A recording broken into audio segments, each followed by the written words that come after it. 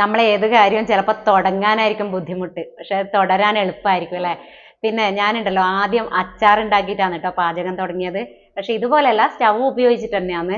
പക്ഷെ ഇന്ന് ഞാൻ സ്റ്റൗ ഒന്നും ഇല്ലാതെ എളുപ്പത്തിൽ ഇത് വിഷ്വലി ഇമ്പയർഡ് ആയിട്ടുള്ള ആളുകൾക്ക് ആദ്യമായിട്ട് ചെയ്യാൻ പറ്റുന്ന ഒരു റെസിപ്പി പറഞ്ഞുതരാം. മാങ്ങ അച്ചാർ. ഇത് 3 ആഴ്ച മുമ്പ് ഉപ്പിലിട്ട മാങ്ങ അതിൻ്റെ വെള്ളത്തോട് കൂടി എടുത്തിട്ടുണ്ട്. പിന്നെ അതിലേക്ക് ആവശ്യത്തിന് മുളക് പൊടിയും ചേർക്കാം.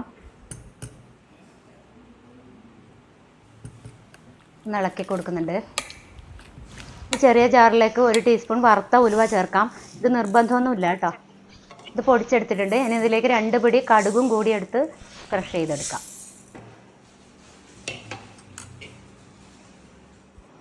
ഇനി ആവശ്യത്തിന് കായം കൂടി ചേർക്കാം. നല്ലോണം മിക്സ് ചെയ്യാം. ഇതിൻ്റെ ടേസ്റ്റ് ഒന്ന് നോക്കട്ടെ കേട്ടോ.